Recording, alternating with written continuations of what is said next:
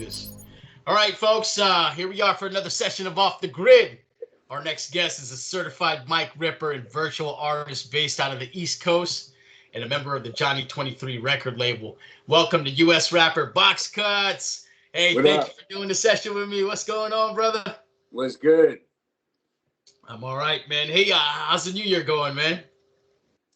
New Year is off to a good start, man. I can't complain. Everything is going great. I got to close it out with the little show. So already as the clock struck, and had a show the following Friday, and it was another show that I ended up just going to, and they had a cipher that I got to hop in on and get my spray off, and just been knocking out some features and building on the next projects to come. So hey, man, it's a good year so far, man. No complaints.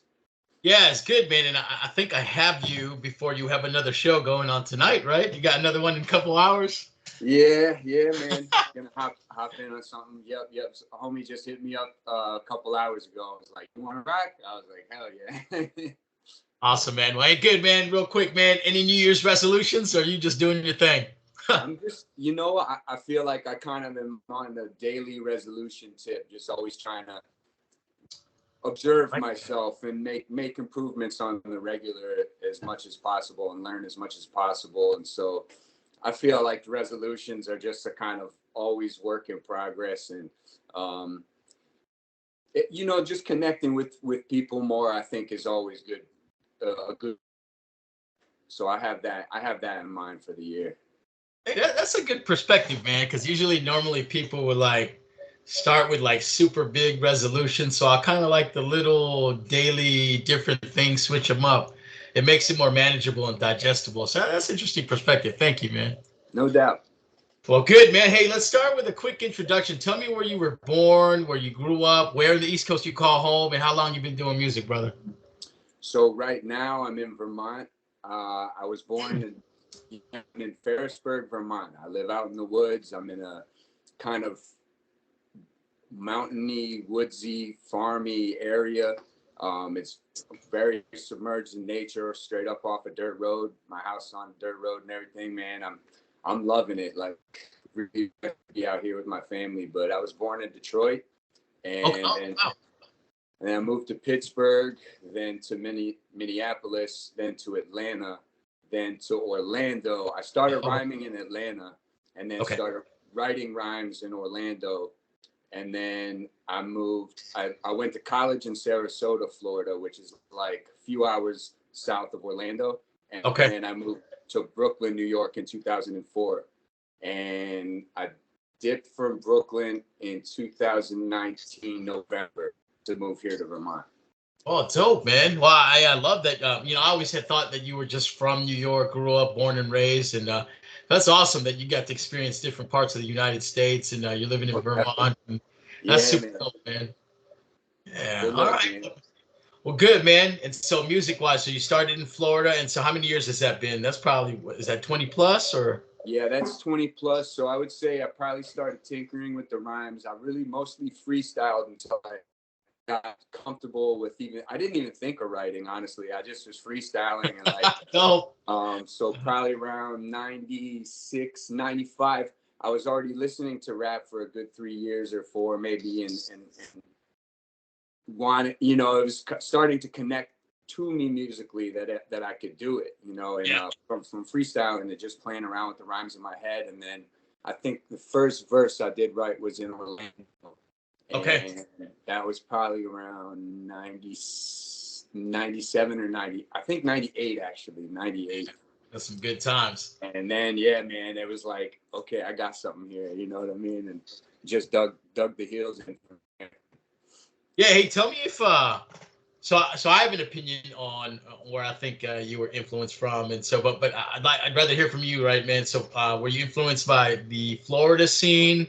Or was there a specific scene that motivated you to start rapping? I would say I gravitated towards East Coast more in general. Okay. Getting into rap in Atlanta, there was already, I'd say, a good bit of people that were from the North that were down there. So the influence of Yeah. Wu-Tang right away. As soon as I heard that, I was like, whoa. Yeah. Yeah, that changed everything for me, you know. And then it would get deeper to like Mobb Deep and Cool G Rap and stuff like that. And I was super set into that. But honestly, living in Atlanta around that time, Outkast was blowing up and Yep. Dungeon Family, and it was undeniable how amazing they were, you know. So I really liked a lot of Southern stuff too, and friends to a lot of Southern stuff. Like even I wasn't big on a lot of No Limit, but homies there in Florida, like I would have friends from Miami that really were digging the No Limit movement. Yeah. They would play that stuff all the time. So it was like I had this East Coast thing, but also would love stuff like Bone, you know, Yeah. Midwest stuff, and Oh yeah. anything that just kind of anything with like a hard edge to it, or a funk, something that would get immediate, like want to move kind of thing, you know, uncontrollable magnetism, man. So I would say like West Side Connection, even stuff like that, man, was just kind of like Pac, you know, like hearing all that, it just like it made that hunger stronger.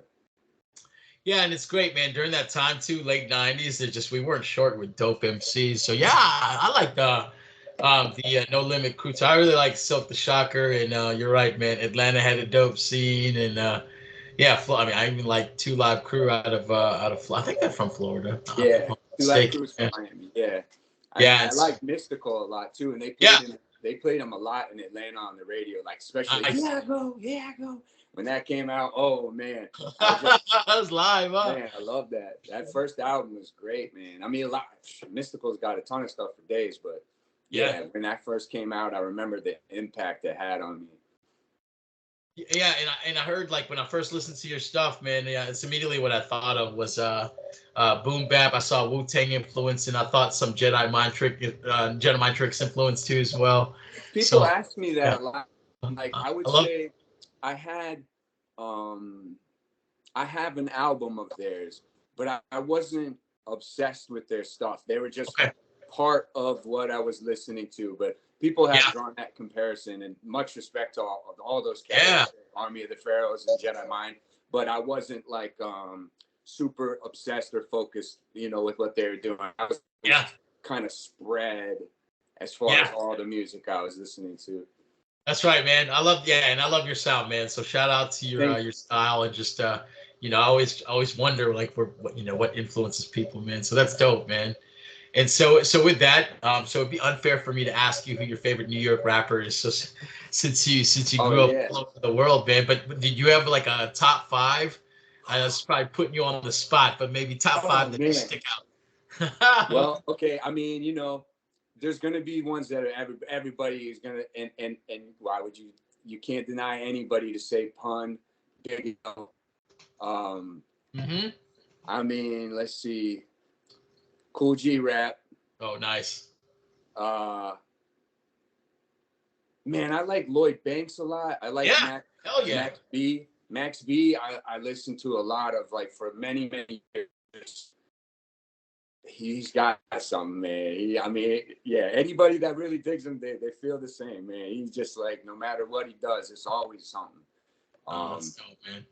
But man, I could go on and on about it. Yeah, it's tough. But you know, since I dropped five, I'll leave it at that. But you know, there's plenty more, man. And, yeah, for sure, man. What about, like, when you were growing up? Did you have like some staple albums that just really, you really popped the tape off of those things, or just, spun the hell out of those CDs, man? I got a couple ones like Ready to Die and 36 Chambers. Yeah, those are probably common ones. But any albums that you love? So, okay, aside from 36 Chambers, pretty much all the first Wu solos that came out. Hell yeah. I was super into affiliates too, man. Like, I love anything Shabazz the Disciple did. I love the Grave Digger stuff. I love the Killer Army stuff, Sons of Man stuff. And then even down to the little things that they would put out, like some guys randomly from out of anywhere, you know. Let's see, Hell Under the infamous. Yep. Oh, nice. Albums, really, man. The Boot Camp Click, man. Helter Skelter.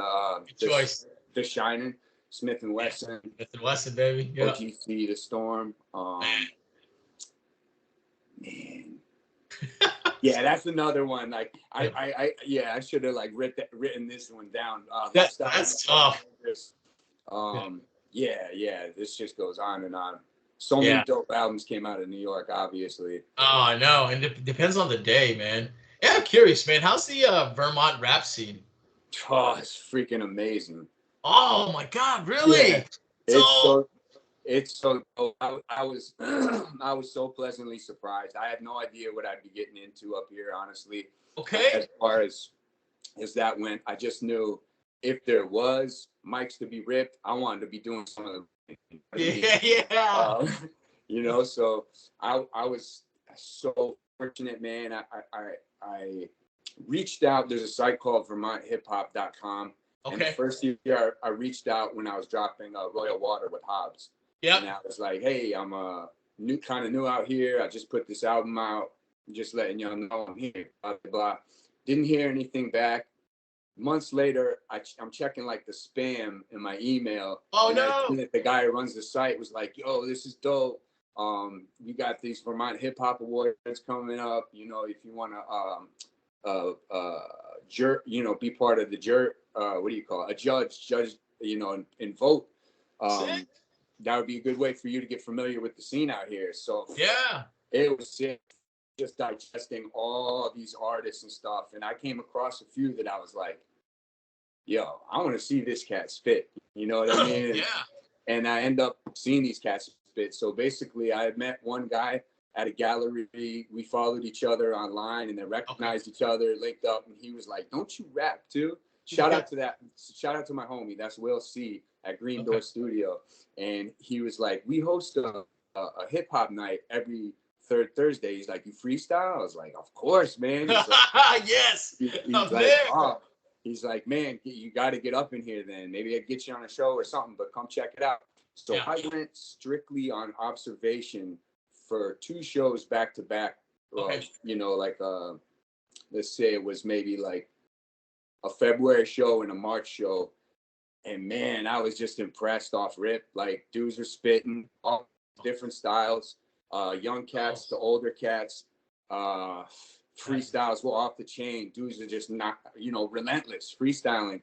And I hopped in the site for like maybe the 3rd time I went. Like, okay, time to kind of like let them know, you know, like I'm here too.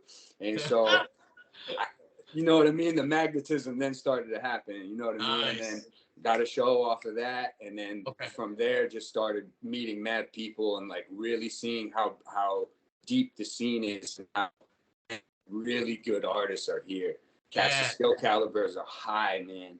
That is dope to hear. And I mean, you're right. It's probably mixed of different styles, and I'll naturally assume that there's a lot of influence from the East Coast. But is that what you feel? Yeah, more East Coast type.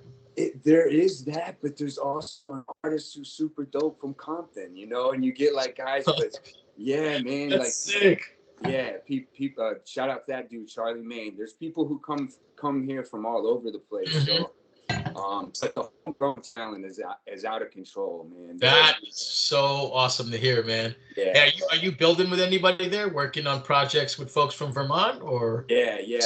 Camp. I released a single called Rico James. He's a producer, I believe. Yeah. Man, Rico James is dope. We did a track called Spiral Spitter. And then he produced another one for a mutual friend, but they've known each other for a while. The Truth. I did a show with them, and then we linked, and we did a joint. I'll just give you this tidbit. It's about gators. It's called Gators. He's a gator from the swamp, and I'm a gator from the sewers. So I'm hoping I could put that one out if he didn't put it out soon. But I'm also, you know, I respect that as his song, but I'm going to see if I can put that on my upcoming mixtape. But aside from them cats, I'm working also with the dude called Humble. He's got amazing freestyle ability, sick writer, just a dope spitter, also dope graffiti artist. Nice. And then the cats that I freestyle, we always talk about doing a song. Like random dudes I'll be spitting with kind of on the regular at these rap night shows and stuff like that. And Yeah. been building with a few people. I spit a verse for someone recently, but Yeah. mention it yet because I haven't heard their parts. So that song hasn't been fleshed out, but definitely trying to build. Hey, And sounds like a dope community out there, man. That's always great, man. it really is, man. It's super sick. And there's even MCs that I knew but didn't know from Brooklyn that are here. Like there's a dude, Test One. I don't know if you ever heard of Test One. Sick No, MC. I gotta look him up, man. Yeah, real dope, man. Look at this Take Home Test. But he Okay. produced the whole thing, rhymed the whole thing, and he and I just started getting connected through our mutual homie Low Deck. And him and Deck go way back. Me and Deck go way back. But Yep. Tess and I only crossed paths, I think, once, but we didn't really we didn't or anything until now. So we just been starting to record a few songs and getting some wheels in motion to probably link up. I want to help get him immersed in the scene out here because this dude too, man, freestyle like way off the chain. I mean, he just go for days. He love it, man. Oh, that's awesome, man. Hey, outside of rap, do you listen to anything else, or is it strictly rap? I listen to kind of everything because I paint as well. So Okay. when I'm at the canvas, I don't always want to hear stuff with lyrics. You know what I mean? Yep. Stuff, and sometimes that can even be hearing something in another language that's very melodic. A lot of times people just put me on to stuff, send me messages like, oh, you got to hear this, paint to this or bump this. And sometimes it's like homies that, just know I have like kind of an eclectic taste for whatever. I'm always game to hear something, and other be just like random folk, you know what I mean? And I would say I listen to just a kind of wide variety of everything except for maybe like pop. I don't really listen to much country, but older country. Yeah. And you said you got a kid. How old's your kid? He's gonna be 4 in February. Okay, so the pop days are coming, man, as he gets a little older. Because I'm in the pop phase with my little girl, and she's 9. So I was like, oh, it's coming, man. Wow. Yeah. Well, good. Hey, man, that's true, man. You artistic types, man. You got to build the mood depending on how you're feeling. So that's great, man. Well, this is probably a good segue into this question. Is producers, man. What kind of producers are you into? Man, on a commercial level, I mean, it would be pretty much everybody's produced for the artists that I've named and stuff like that. And Yeah, for sure. On a more personal level, I really love, I love working with Hobbs. I love the work that we've done together, and I love the work that he does in general. Oh yeah. My homie C-Plex, I love his beats. Will Taubin, he produced my first few albums, and Yeah, absolutely. Man, I've been working with this dude Jack Progresso for a long time. His beats, amazing. His rhymes are dope too, man. Amazing rhymes and beats. But he's produced 2 albums for me, and Okay. yeah, I think we've got like so many other joints on the stash that he's produced. Golden Gods, DJ Red Rock, Ebenezer. I just feel blessed to work with people that provide the soundscapes that. That's right. Yeah. It's like they either kind of feel they build an environment that just needs the rhymes and inspire it with the particular kind of ways they put the sounds together, and then just like I like a certain kind of griminess. Like I don't love over polished stuff that much. Yeah. The dusty stuff, man. Stuff to just thump and bang and get your head moving, make you want to move.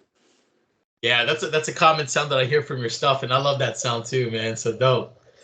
Hey, so in terms of your formative years, man, where do you consider that area to be? Do you consider it to be in Florida, or do you consider it to be in New York? I think because the start was in Florida, and my first group that I became part of is in Florida, Box Reb. That's where the box in my name comes from.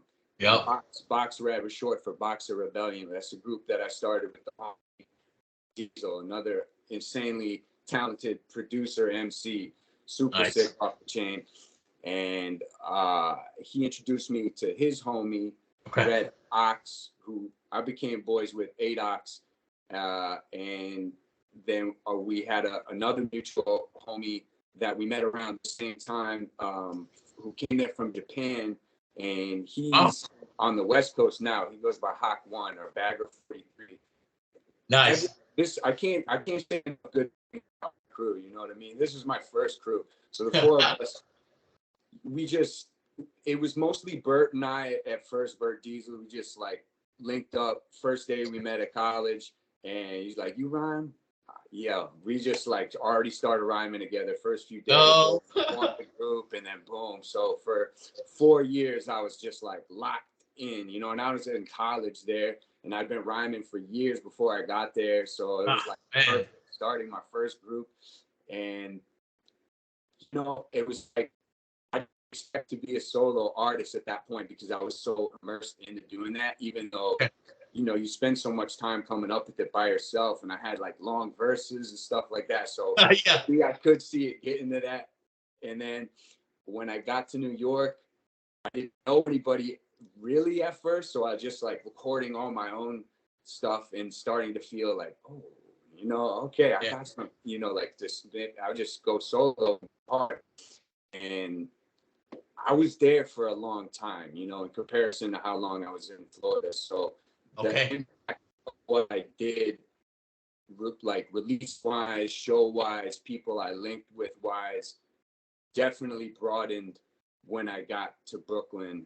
But you know, it all starts with where it starts. So Hey, that's dope, man. It's always interesting how you know, how different the scenes are, but yet similar, and then just you know, gets you to where you're at today. So super dope.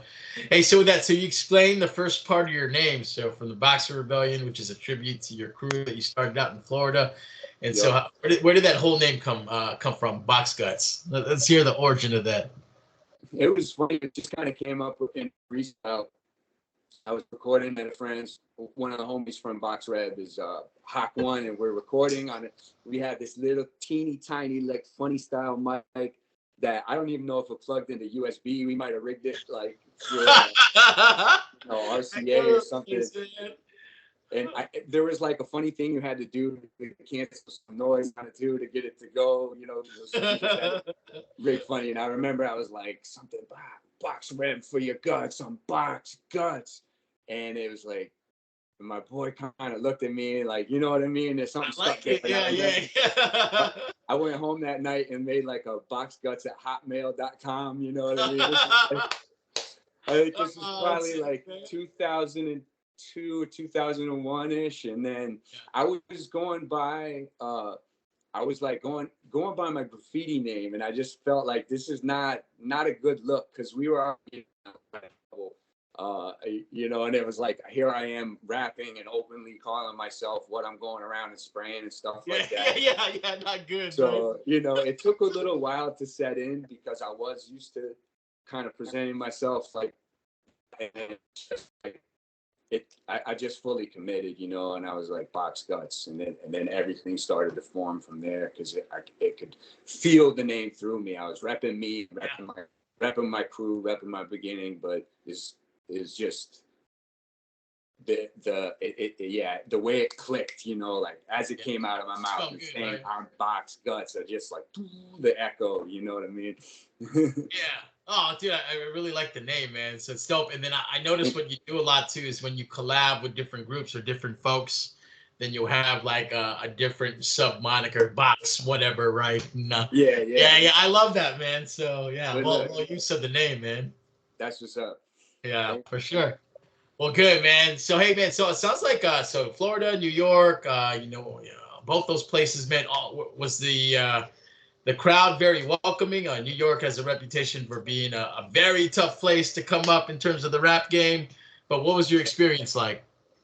It was dope. I mean, nice. Like I had just had funny, you know, opportunity moments where the first few weeks I was going out there to scope apartments, there was a producer that I'd done one song with that I had been wanting to meet and work with. And I had a mutual producer friend that was like, oh, his little brother who raps is looking for a roommate. You guys should go link up. You can find an apartment. So I go and link with this dude, and he brings the older brother who had the beats that he likes. So I was like, this is cool. You know, we're having fun. I'm like single in New York, young, you know what I mean? 20 something. And like, we're out like chicks and stuff, just having a good time. And like some dude picks on me in a bar, and he had a mic, and I just start ripping him. He didn't expect me to be. I wasn't dressed up. Oh, that's karma on that dude, man. You know what I mean? Yeah, it was one of those moments, and like I had a few of those moments because I always kind of like observe, and I guess people maybe just think that I'm like staring them down, but I'm just kind of like checking out the situation. Yeah. I'm the same way, man. Where it probably just look hypnotic and they take it the wrong way, right? But you're just amazed, right? Yeah, I hear you. But man, my first show, I remember there was like it wasn't like a heckler. It was like a dude who wanted to get on the mic, but it was just kind of interrupting the set. But he didn't really do it during the set. Actually, it was actually the thing that was interrupting the set was a DJ that was dicking around in the back, just playing with the tables, but like not incorporating it musically with what I was doing. I had to, you know what I mean, tell him like, nah, man, let me just play the CD. Like, this is my first time out here, man. But I met the dude who was like, oh, he was really feeling my stuff and like gave me a good big up. And then this guy climbed up on the mic who was like saying some weird shit at the end, but he was like kind of out of it. I couldn't tell what he was saying. And it seemed like he was kind of like trying to challenge or something.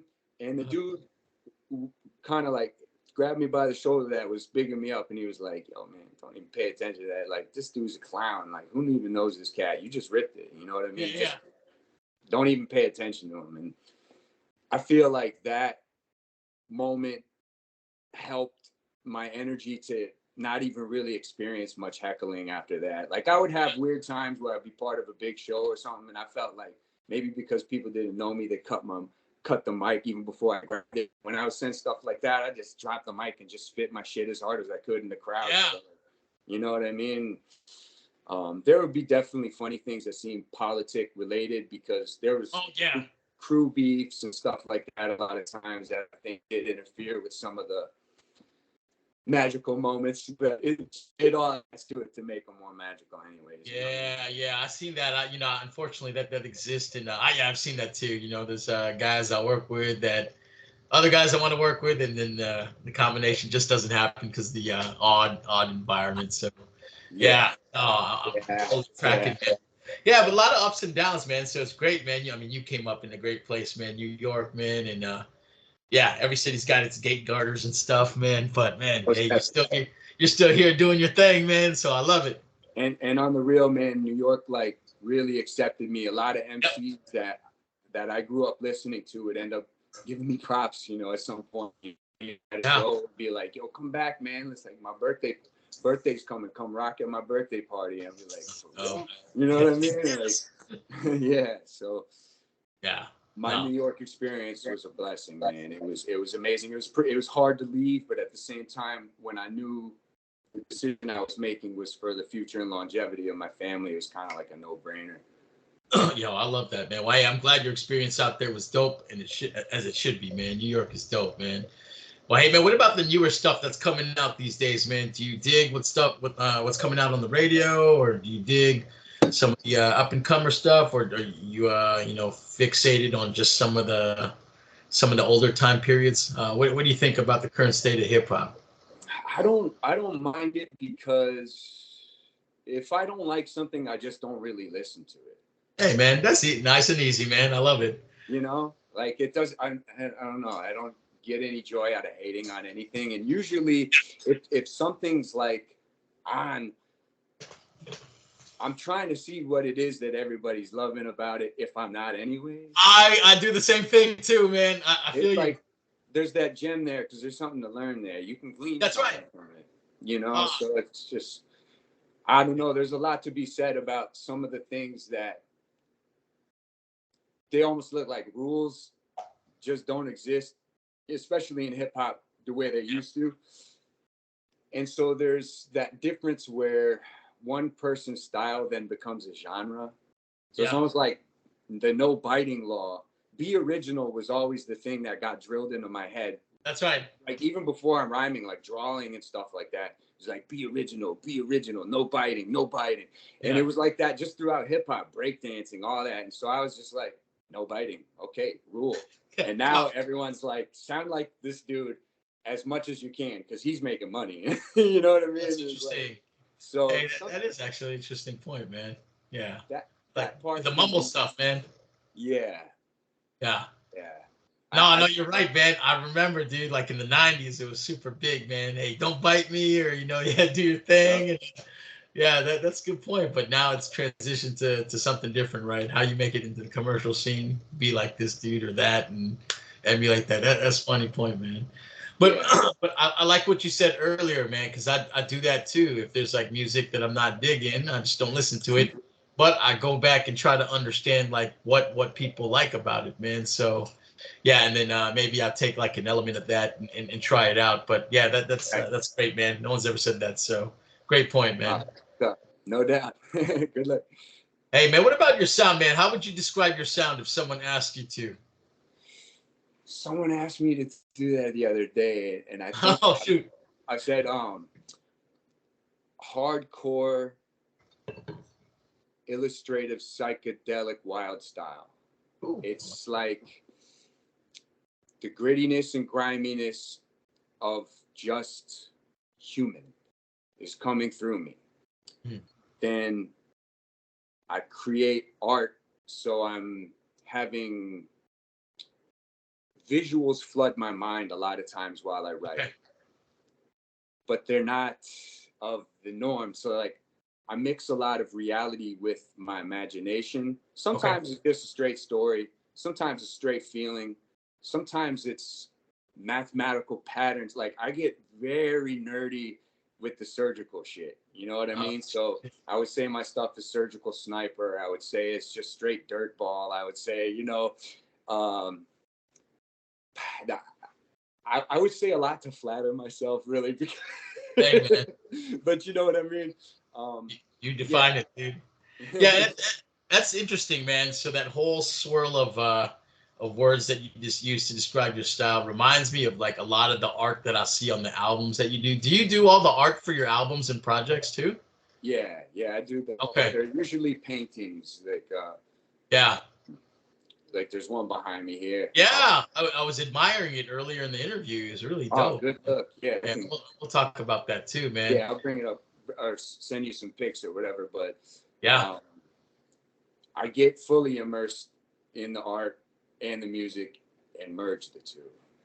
Yeah. Did you do the cover for the album that you did with Hobbs? It looks like it's your style. I did. Yeah. That painting's right over there. I thought so. I was like, oh, that looks familiar, man. So awesome, man. So it's on canvas, and then you just took a picture, digitized it, right? And super sick, man. I love it. And was that made for that album, or was that? That was made. Yeah, I painted that pretty much throughout the process of making the album. Okay, awesome, man. Well, good, man. Hey, that was a good answer to the description of your sound, and I want to now just go into some of the music that I was fortunate enough to check out, and I'm gonna take you all the way back to 2009, and we're gonna talk about Mutilator LP, man. That was the project produced by William Tubman. Yeah. And your debut album as an MC. Is that correct? Yeah.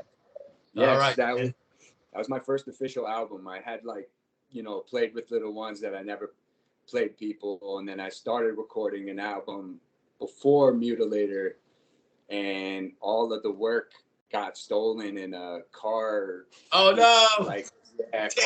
Oh man. Yeah, I had just taken everything off of the roommate's computer that I had recorded because he had to sweep his computer clean.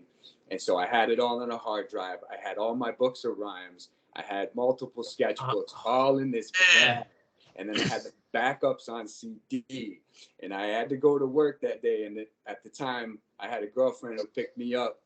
And I left the bag in this car off on like 6th Avenue and around West Broadway area. Oh, man. Oh man, like it's just broad daylight. I mean, I couldn't even believe it happened. We Yeah. stopped in for like a hot dog or some kind of treat and come out and the car window smashed and the only thing missing was my bag. So Oh shit, dude. that was a lot of work in there, but you know, it just made me like go so hard and it was a blessing, dude. I linked up with Will in like 2006. The homie Low that connected us just thought we would mesh, and it was like it was so dope because he described to me it was like finding the MC that he felt was perfect for my beats, and I felt like it was finding the producer that had the perfect beats for my sound.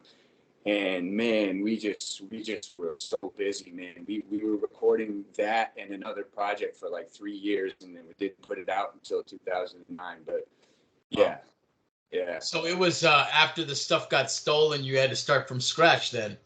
Yeah, that was all the different producers. Yeah, it was like it was almost like the see if I could stick with it. Like I felt like challenged in a way. Yeah. You know what I mean? Yeah, interesting. So I just came back at everything harder. Okay. Hey man, that was a great album, man. I enjoyed it, dude. Very raw and you know, it had that to me company flow, Wu-Tang vibe. I really enjoyed it, man. So with that, man, I could see the inspiration of coming hard and trying to put that album together. But what was kind of going in your mind as you were putting that album together? Was there anything like, okay, I want to hit this theme, or did you start track by track and kind of let it form its own identity as it was coming together? Um, kind of talk to me about the early stages of that. Yeah, I mean, with it being the first, I think, you know, once we'd recorded like a few songs together, we're like, let's do this album, let's make an album. And we had way more tracks than what we put out, and we still loved them. That's why we put out Spare Parts and just added more tracks to like flesh that out as an album. Yeah. It was just like a lot of like, as far as what was in my mind. So I'm trying to think, you know, how young I must have been, because the situation was grimy. We were like recording pretty much in the hood, and like, in this funny little apartment that we'd be smoking out on the fire escape, and then like he'd go and stick me in this closet, and it was like panties would be like coming off the shelf, and like there would be like two pit bulls running around chasing a ferret, and like there's like birds, and then like mad people coming through all the time, just chilling in there. And I can't even imagine all the things that were in my head. I was very like psychedelics big time around doing that, and just like bugging out in New York. Yeah, dude. And was there a lot of pressure putting this album together? I mean, I know you mentioned that, you know, there was the perfect connection between you and Will, and then, you know, the frustration with getting your project stolen. So did you feel a lot of pressure, or was there no pressure that, you know, hey, I'm just gonna do my thing and we'll see how it goes? We just wanted to make like the dopest album we could. You know, we were like, let's just make this. And it's cool too, because we didn't think about like who was gonna put it out. We just figured we were gonna do it. Yeah. And you know, we were already chilling with Johnny 23 all the time, like Low Deck, Jack, and there was a couple other people around at the time that we were just already rhyming with them and stuff like that. Yeah. And then they heard Mutilator and were like, yo, you're Johnny 23, you got to put this out. You know what I mean? And so it was real dope to have that. Like, you know, we weren't doing it for that, and it just kind of naturally happened. And yeah, man, we were so stoked when we just put it out, because we didn't we didn't see the end until we saw it. You know, we had like a release party for it. We were just so pumped with our finished product. That's dope, man. Hey, man, my favorite songs on that album were Ray Burger, Monks, and Curry Ocean, man. So. Oh, sick, nice. Yeah, I might do that Rap Burger tonight. Yeah. Yeah. Yeah, dope, man. Hey, well, good, man. So I enjoyed that. You know, I always like, anytime I interview someone, I always like to go back to that first album, so that, you know, I get a frame of reference on where they started, and then I listen to a lot of the later stuff, and want to look and see how much they've transitioned. So great, man. Great debut album from you, man. Shout out to you for that, man. Thank you much. Yeah, for sure, man. Other stuff that I got to listen to was a single from 2021, 1000 Tanks from Hot Breath Boy Volume 8. And Word so up. what led me to that was the story that you had posted, because I was like, God dang, this beat is fucking hot. Yeah, man. And Yeah, yeah, yeah, yeah. so I was like, dude. And that's why we were talking. I was like, where's this from, man? I need to hear the whole song. And so, man, yeah, that's another badass song. Beat Ho did that, and then it featured LaBall S. Yeah, And correct. that's where we got to talk about like your relationship with the Bloody Monk folks, man. Yup, And yup. so, and then that's where you guys did the project Box Monks, right? The moniker that Yeah. came out of that. And I enjoyed that. Can you tell me about that song, man? And just what was the story behind that, man? So yeah, Tanks, that was one of the last tracks Label S and I did before he passed. And at that time, we were starting to we were talking. We talked about doing an album together, just the two of us. Yeah, And so around that time, I had been here for almost a year, I think, and he was talking about coming up and that we would just like lock in and smash out this project together. yeah, But in the meantime, we had little features we wanted to get each other on. So yeah. he had me on his Last Supper album, and I had also featured that song on, I think, Hot Breath Boy 7 with Okay. another joint we did with Leroy Destroy, and I think a Luga Lex beat that was called Wormhole. Yeah, the Bloody Monk crew. Yep. Yeah, yeah. So for a couple of the last ones before 1000 Tanks. So then we did 1000 Tanks. Like Bless and I did 1000 Tanks and a few other ones.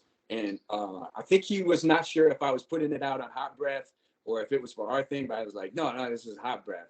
Yeah. And so I let him have the outro because he just kept rhyming it. You know what I mean? I had like a pretty short verse, but man, I always loved everything that dude did. So you know what I mean? It just kind of like fit. And I left that as the outro of the album. And the thing that was wild is like when he and I were building this project, right? Sorry, am I clipping? I can see You you. know. Oh, okay. I was speaking to him just hours before I got the message that he passed. Oh man. And it was bugged out, man. I was sending him vocals for some of these last our new album with that is being finished now with Leroy Destroy from Bloody Monks and Luga Lex on the beats. So I'm sending him vocals, and I was just like sending him a text saying like, "Yo, I'm about to pass out. If you can kind of help mix these down, let's get our stuff on the same page sounding." Because his vocals were mixed so ill, and mine were like, man, this straight off the mic type thing. You know, I had didn't even run any effects on them. I was like, get them to sound as good as yours, bro. And so I'm sending him the vocals. He's like that. And it was like 3 a.m. I wake up, probably 8 texts coming in saying Label S passed away. So I immediately called him up, and it's going to voicemail. Dang. And it started to set in like, dang, man. Nah. And then I found out throughout the day, yes, he had passed. And Where's he from? I know he's from the East Coast. Do you know where exactly he's? Jersey. Yeah, That's what I thought. yeah. Yeah, it's Lex and Leroy. They're from San Jose, California. And I'd mentioned to you that I did a track with Lex like years ago on Word. one of my earlier albums. So they've always been at least Lex is the guy that I knew online and talked to him a lot, man. So yeah, that was really unfortunate to hear, man. Label was super dope. So for whoever checks this out, man, y'all need to check out Label Yeah. S album, man. He had a lot of dope music, man. So rest in Do peace. not sleep. Rest in peace, man. You'll hit a gem mine if you go searching that Label S Bandcamp and Bloody Monks. I mean, Yeah. you're gonna thank yourself, for checking it out. Yeah, no doubt. I think as artists, we have a responsibility to help keep these guys alive through their music. And anytime I can share them on this platform or wherever, man, we got to do it. So that's dope, man. I love that you guys had this awesome relationship, and that you guys had some stuff going on. But yeah, that was a great song, and I enjoyed 1000 Tanks. And I Nice, told you, man. man, immediately as I heard it, I was like, dude, I need to buy that album. I need that song on hard copy. So That's what's up. yeah, man. Thank you for supporting too, man. I appreciate Yeah, oh, dude, for sure, man. Well, that hey, I jumped into the next album that was produced by Beto. That was Cremation Diamonds, the EP, 5 songs. Yeah. Freaking awesome flows, super sinister, dark sounding. Favorite song was Top Chop. But Nice. what about that, man? So, had you worked with Beto before that? I know you did the single together. Do you have other albums with him, or was that I the do. first Yeah. album? So we had many projects before that. So we've Okay. had we have an album called, I think the first time we worked together we put something out called Apocalyptic Hunger. Mm. Then Sick. yeah, that was like our first full album, and then we did 3 EPs after that. Oh wow. A series called STD Free Androidaho, and Nice. so we got those 3, and then we did like a super STD free Androidaho, and it was like a best of and some extra stuff. And then we did Hot Breath Boy Volume 8. He produced that whole thing, and that's 23 tracks long. So that's like a super album. And then we made these. They're like character-ish projects called Guatman versus Gonzilli, and I kind of like freestyle over these crazy beats he would give me. Some of it's written, but it's a lot off the head, and just making up these 2 characters that are like arch nemesis of each other. And it's just some kind of fun stuff. You know, we put it out like it's nothing serious, but I'll just leave them out there for anybody. You know what I mean? Just hey, that's great, man. I love how you left yourself as an open book, man. Because yeah, dude, it's just sometimes just fun, write, record with no thought into it, and just having fun. It's the process, man. right. Yeah, hey, dope, man. That was a great album, man. I appreciate that, man. And any funny stories during the assembly of that album, or yeah, because you know, anybody who's worked with Beat will tell you this dude is a character, man. Beat okay. Yeah, and for anybody watching, you know, if you want to just see any of what I'm talking about, we did a good string of podcast interviews while we were pumping that. And so, you know, he's usually in a ninja mask or like a luchador mask or something, and he's been known to say some pretty wild stuff. So it's just entertainment, you know what I mean? Yeah, like, for sure. Yeah. Where's he from? He's from Quebec, Montreal. Oh shit. Okay. Yeah. Oh man, wild, man. How'd you guys connect? He sent me beats. I think he hit me up on Facebook. He maybe produced a song or a few songs for the homie Jack, and then heard my stuff. I think a song Jack and I did, and then just started sending me beats, and I was like, all right, cool, yeah, they were fire. You know what I mean? I just like grab whichever ones I wanted, and yeah. Dude, man, that's dope, man. Well, great. I enjoyed that project, and I'm gonna look into more of his stuff, man, and go back to some older albums, man. Really cool, man. Well, hey, so with that, I jumped into a single that you released early last year. It's called Sea of Buildings by Freestyle Cologne. That featured Sadat X and Sutter House Swish. You got a legend on that track, and amazing cast of MCs and producers. But tell me about that group, man, that Freestyle Cologne. So that those are a couple people, right? So I want to hear about that. Freestyle Cologne was originally me and Lodeck. And okay. We just, I mean, he lived like a block, maybe 2 away from me in Brooklyn. We just got up every day for years, typically burning a lot, drinking, and freestyling and writing nonstop. Like, and just like bugging out around Brooklyn all the time. And we would just have sessions, put the beat on, freestyle, write, start recording, and just became a group thing, like right away, because we were already, when we would rhyme, we would do like characters and stuff together, you know, just kind of come up with weird stuff that would be hanging out. And then it finally started to take form, and it's just cool because, you know, we were friends, you know what I mean? Like with pretty much everybody in J23 is like, we're friends, you know what I mean? Like people that vibe with each other and hung out, and crashed at each other's place for nights and nights and nights, you know what I mean? Dope. Yeah. Hey, so what about the name? How did that come about? Freestyle Cologne. I think it was kind of like you're getting sprayed with the freestyle, and this is And Oh, I like it. Yeah, I couldn't figure out. I was like, how did what was the story? Okay, that makes sense. yeah. Oh, that's hilarious, man. Man, so I heard, Low Deck, it took a break for quite some time. And then did you have a role in bringing him back on the mic? And you guys got a couple projects together, man, or was there some influence at all? So I mean, for me, just because I've known him so long, like I never looked at it like he took a break, because he would just Okay. have releases under radar, be featured on stuff, and Oh, gotcha. so I would, and he was always active on releases of mine as well. I would send him a beat for a lot of projects and stuff along the way, but he was dropping plenty, and Okay. Gotcha. yeah, yeah, but there is that misconception. You're not the first to have said that. Okay. Yeah, well, that's great, man. Yeah, him and Sutter House Swish and Dude Otherwise just put out something called Psychology 230. Oh, wow. Okay. Yeah, that's worth peeping, man.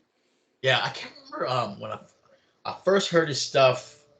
I think early '90s or late '90s. Did he do stuff with like Mac Lethal maybe? Yeah, okay, that's right.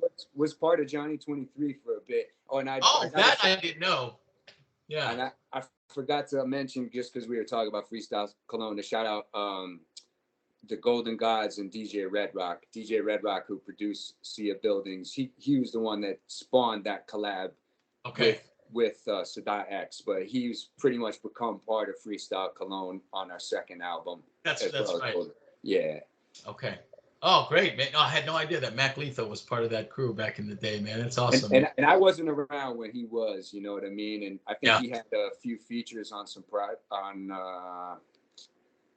one of the compilations, Fear and Loathing, I think it was, Johnny 23, Fear and Loathing. He may have had a joint or two and was featured on Dream Dentistry, I think, also Low Deck's album. Okay.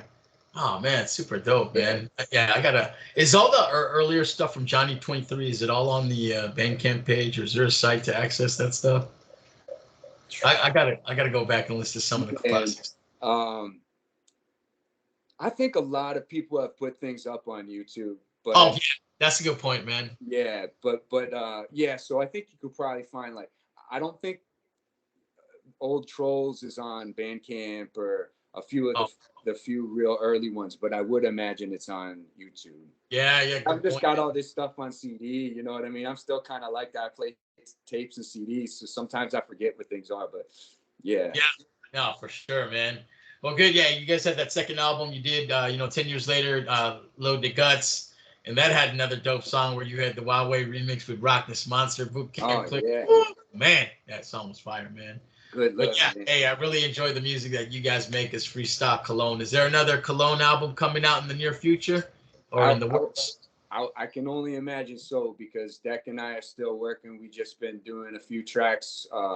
And I brought up that homie Tess One. Tess has been doing some joints with us too. And cool. Yeah, man, we're steadily building. Yeah. Hey, man, you're not short of releases, man. I love how you're very prolific, man. Thank you. Good luck. Yeah. Hey, so do you know? So Johnny 23 was a label that was already doing its thing before you hopped on, right? And so, and how did that work, man? How did you end up being a part of that record label? How did that come together? So when I moved to Brooklyn, this cat that I moved with, he was like, "You ever heard of Johnny 23 before?" And I was like, "Yeah." I was like, "I dig this shit. Are you? Yeah, of course, man." And he was like, "Yo, I'm gonna call up Low Deck. He lives just down the way." He's like, he said this dude RC, who is running the label, and Progresso just moved out, and I was moving in as they moved out. And so he called Deck. Deck came over, chilled with him. We hit it off. I kind of chopped it up with him online for a few years prior to that. So, we were somewhat familiar with each other. And yeah, I mean, like, pretty much just from then on, I moved in and was like in the Johnny 23 mansion. That's what we called this place. Yeah, man. It was like one long, like 10-year long cipher, you know what I mean? Oh man, that's awesome, man. Yeah, it was crazy. So many things happened in that. I can't even mention some of that shit. It's just Hey, that's it, that spot's in Brooklyn? Yeah, Bensonhurst, Brooklyn. Oh man, oh that sounds like fun, man. Especially when like crew of guys who make music live in one spot. There's Uh, no excuse not to make music, right? no excuse. And like just bringing people through all the time. We had guests rotating in and out. Other MCs would end up coming to move in too. Like, Yeah. man, dude, some kid moved in with us, part of VJC Vinyl Junkies crew, and he would end up having tons of people come through. Fat Lip came through. Oh man. Man, we just had like constant swinging door. It was like if it wasn't poker games or something, it was just people rhyming and recording. Yeah, yeah, and I remember too, man. Like we used to have something like that back in college too, and when we were recording our early stuff, I would skip class all the time. There's a couple of times like they would do songs, and they're like, "Yeah, you gotta be here, man," and I'm like, "Fuck that, dude!" I'm not, yeah, and I would get jealous because I would hear the song, and I'm like, "Damn, I didn't get to hop on." And so when I knew sessions were happening, they said, "You gotta skip class." So I was like, "Hell yeah, I'm gone. I'm coming to record, man." So yeah, I mean, I can only imagine, man. That's awesome, dude. Oh yeah, man. With that, man, so you've been in the game for quite a long time, and so I caught some of the years when you were doing it, and it sounds like we grew up at the same time. What motivates you to still do music after 20 plus years, man? Like, where do you find your inspiration? Man, it's like I don't play video games or watch Yeah, televised sports. There's like certain things that take up, I think, a lot of people's time that's like that gives them that juice. For me, it's yeah, just creating the like because it's endless. You can always keep improving. You can always find a different way to twist something. You can yeah. always make it a little iller. You know what I mean? And I'm always trying to twist that shape a little more and see the other side of the Nice. diamond. You know what I mean? And I think it's like that's my game. I just get into it and just I don't ever want to stop playing the game. Yeah. Dude, well said. I love it, man. Just continually trying to twist it in a different way. That's dope, man. Good luck, man. Yeah. Hey, so with that, man, what's your favorite song to perform? Ooh, that's a tough one. Honestly, I really liked performing Arc Raider over the Arc last. Raider. Okay. Yeah, I like performing that one because I like the rhymes a lot and the pace is good. There's different delivery patterns that I think they just translate well live. I always like doing that one, and I can do it like full steam. And Oh, right, right. Yeah, yeah. Yeah, that's where like no concerns of losing breath when you're doing it right. You just know it so well. Yep. Hey, Yeah. do you have do you have a range of BPMs that you like to work at, or I mean, I know that you operate at all BPMs, but is there a safe BPM range you like to work off of? Just let the beat hit you. Yep. I love it, man. True MC in that fact, man. So normally I'll ask when you got your next show coming up, which sounds like probably in the next 2-3 hours, man. Yeah, I think so, man. Yeah. Well, good, man. Shout out to you also for your merch game, man. I really enjoyed looking at all that merch and the art too. And so, yeah, shirts, clothing, music, and art, man. Can you talk to me? Let's go into that because we talked about you being a visual artist as well, man. How long have you been doing art? And yeah, let's hear a little bit about that. Man, it's like music and art kind of go back as far as I can remember. For me, even before I was rhyming, I was making up little songs in my head and banging on trash cans and stuff like that. And I would be, trying to dig weird stuff to make weird shapes in the yard. And I can't even remember, like, probably around where my son's age is now, like maybe 3 or 4-ish. I always asking my dad to draw stuff and then trying to draw whatever he would draw. And then I just kind of got more into the open expression of just doing whatever's flowing through you. And it was just kind of the same as music. That I couldn't decide one or the other. They both have me like just, and yeah, there's just the two things I love to pour out into, other than pouring out into my family, and just trying to be a solid, decent being. Yeah, yeah. Hey, man, I really enjoyed going through that stuff, and like I mentioned too, when you hopped on camera, so I saw all that dope stuff in the background. Oh man, sick, man. It was make the the environment a doper place, man. So I love that, man. I love how you do art too.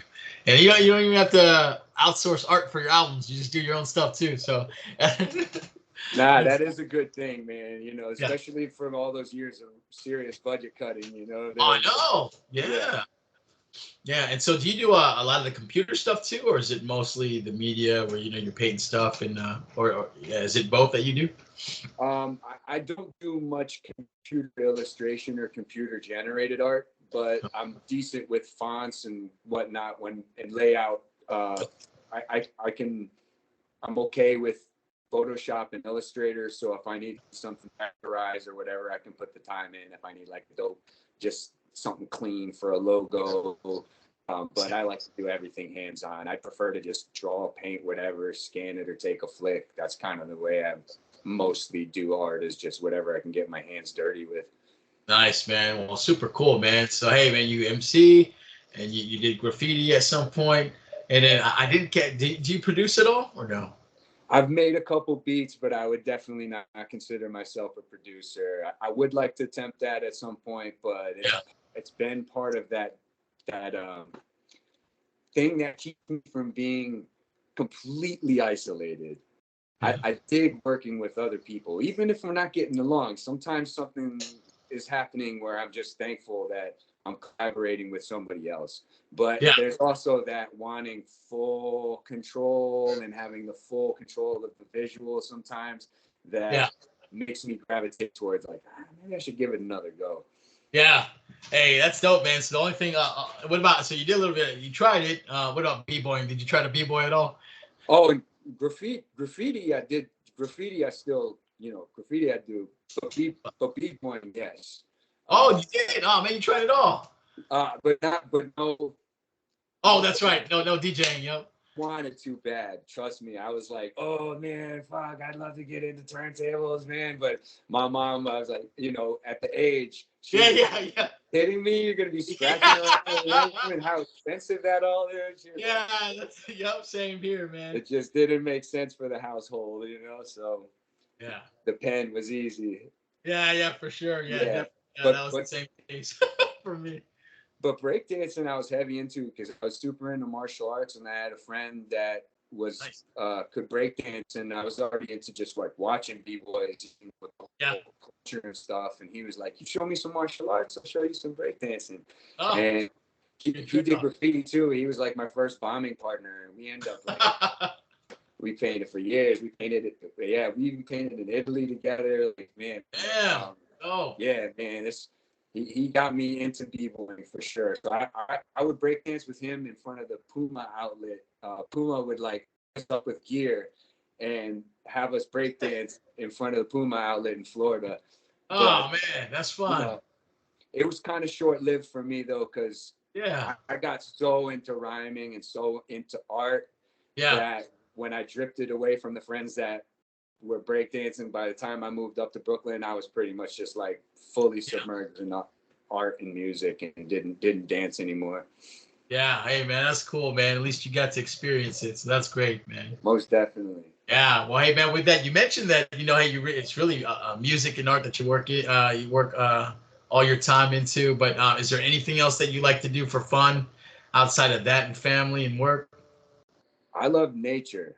I honestly, that's kind of what brought me out to my current setting and Okay. living environment. So, I mean, like all sorts of things that I don't even know what we'll do with this. I like to hike, man. Like I like to like walk around So, outside and enjoy nature as it is, just observe it, take it all in. Um, since I've moved out here to Vermont, when we got here, a neighbor said, you have 15 or something like a large number, like 13 to 15 types of edible mushrooms that grow in your yard on your okay. property. So I just started to like digest as much mushroom knowledge and foraging nerd stuff as I could. I just got really into trying to Wow. identify these mushrooms, and now I really like doing it. Like there's several kinds that I know how to harvest, and I enjoy cooking them and eating them. Oh man, that's super cool, man. Do you hunt too as well or no? I don't hunt. I, I, Okay. I I'm not against it. Yeah. But I like having my yard as like the animal sanctuary because Oh, that's dope, man. everybody around hunts. It's like every neighbor on every side hunts. So it's just like I got the cool spot where all the Yeah. animals come take a nap. You know what I mean? Well, hey, man, that's great, man. Well, you still draw, some roots out of New York, man, and I love asking folks who grew up in New York, man. You guys got the toughest taste when it comes to like judging pizza, man. I gotta know, man. Y'all have some of the best pizza in the world, man. Is it okay to have pineapple on pizzas, man? Man, I will be in trouble if I don't say yes because my wife really likes pineapple on pizza. Good answer, dude. All right. Yeah, I usually get a no, man. And so, but I'm from Hawaii, and well, I'm living in Hawaii. I'm sorry, but yeah, they got pizza all over the place, man. Or And pineapple pizza all over the and place. I just remember growing up, it could have even been it could have been crap pizza. It could have been like Papa John's or some chain that made a Yeah. Hawaiian pizza with just big chunks of ham, big chunks of pineapple. And it was amazing. It was salty and sweet, and it was just I can't front, you know what I mean? But I also get where people like, they want to have things a very specific way, and they feel like that's going a little too far. It's like putting apples on pizza or whatever. Yeah, I was curious, man. But hey, good answer, man. You gotta go with the missus, man. So Yeah. smart on you, man. Well, hey, man. So my artistic friends, man. Anytime I ask them like what kind of movies they like, they always have like these deep movies that they choose, like Requiem for a Dream, and Yeah. well, I want to know what your favorite comedy flick is of all time, man. Let me see where your comedy's at. Dude, that's a good one. Man, what I did for a long time, and I still just lines from the show pop into my head. So it's not necessarily a movie, but the original Office that Ricky Gervais and Stephen Merchant wrote, Oh I wow. found so incredibly brilliant that I would just leave that on repeat the whole series, and then pretty much everything else that they did, I Yeah. would leave it on in the background while I would paint and just like lose it. Like I would just be dying laughing because I just found them to be so. Yeah, it just blew my mind. I was Oh like, man. dang, I can't believe how funny all of this is. Hey, good choice, man. All right, I like that level of comedy, man. Well, good, man. And what about you, man? What's your favorite type of food to eat, man? You got a preference in what you guys cook up in the household? For a while, I wasn't eating any meat. I had gone through a time where my body was just feeling like I needed to like detox a good Okay. bit. So it was all vegetable based, and I Wow. was feeling great and things were good. And I think it Nice. had, it was nice to get to cycle out some of that poor quality that I'd been ingesting. I don't think it was maybe necessarily the meat in itself, though it could have been. But Yeah. when we got out here, there's all these farms, and the farms have fresh beef, and Yeah. tried a little bit, and it was like, oh man. So I gotta say, man, like a good steak or a good burger is pretty. Yeah, Yeah. that's about as top notch as it can get from me. But I also love like any type of noodle dish. My wife's been trying to recreate some of the dishes that we would have back in Brooklyn because the diversity is not that crazy out here. Oh, sure, So sure. Yeah. yeah. Oh man. Hey, great. Good answers, man. Hey man, with that man, super dope, man. So what's next for you, man? Are there any projects that you want to highlight that you Sure, got yeah, coming out in the near future? definitely. So what Label S and I were building that Leroy, Destroy, and Yep. Lex and I continued on to be Box Monks 2 is what that developed into. And it's just a few verses on, I think maybe 2 verses got to be recorded, and we just got to like get the final steps and all that. And then I've got Hot Breath Boy Volume 9 that I've been putting together. So that's another 23 original tracks, all different producers this time. The only time I Nice, did nice. one with one producer all the way through was that Volume 8 with And Okay. then I think Scatterbrain and I will probably finish up a project we've been working on for a few years. This one is Very cool. him and I rhyming on. He produced the album for me, Tripping Down Melody Lane, but we'd always collaborated on some rhymes with both of us rhyming type stuff. So we've been brewing on a project for a few years that's also in its stages of needing that just like one or two more session kind of thing. Yeah, I got a couple of those, man. Oh, I feel you. Oh, that's exciting, man. And Hobbs and I, with Tino and the homie Yokes, who I just put out a project, Smoke Charcuterie with.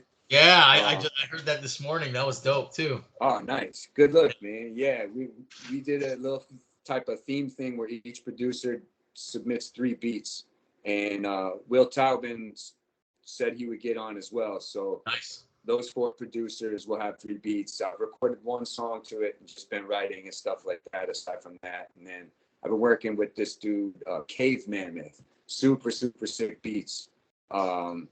Nice. Yeah, I would say Pete Caveman and stuff, but we recorded 1 song so far, and then he's just been sending me super bangers that I'm just doing. Yeah.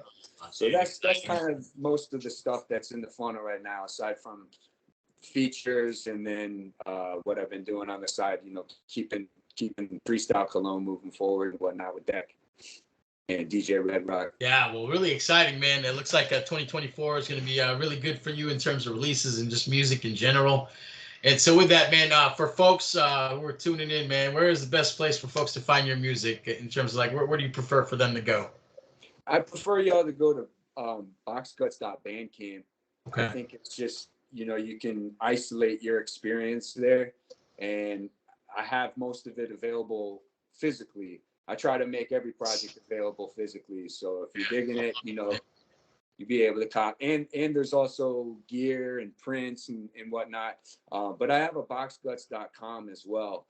And that's what I'm going to be telling people to get their butts over to. But I'm just linking a few extra things like store-wise to make that the full-on legit move. So boxguts.bandcamp right now is the main spot to keep my music at. Well, right on, man. Well, with that, man, again, you know, I've told you that you're an amazing MC. I've really enjoyed your music, man. And even more so just you being a dope person to talk to. Yeah, I appreciate your kindness, man. It's always good to meet folks who are like that, man. So good music, good people, man. But, man, what an amazing catalog. I love it all, man. And I still got a lot that I need to dive into. But it's going to be awesome, man. Yeah, just continuing to follow all the music that you get to do. And I really appreciate your time hopping on sessions with me, man. Oh, man, this was my pleasure. Had a blast. Awesome, man. Well, with that, hey, before we close out this awesome interview, man, anybody you want to shout out before we close? Shout out Fox Feb. Shout out Johnny 23. Shout out everybody I'm working with, the Vermont scene, man. Everybody loving hip hop. Shout out to all y'all, anybody tuning in. Thanks for staying to this point right here. Peace. Shout out to you, and shout out to Hobbs for linking us. Yeah, 100%, man. Well, hey, thanks again, man. Enjoy the rest of your weekend, man. And I enjoy to get this. All right, I look forward to get this interview up soon. Dope, man. Thank you.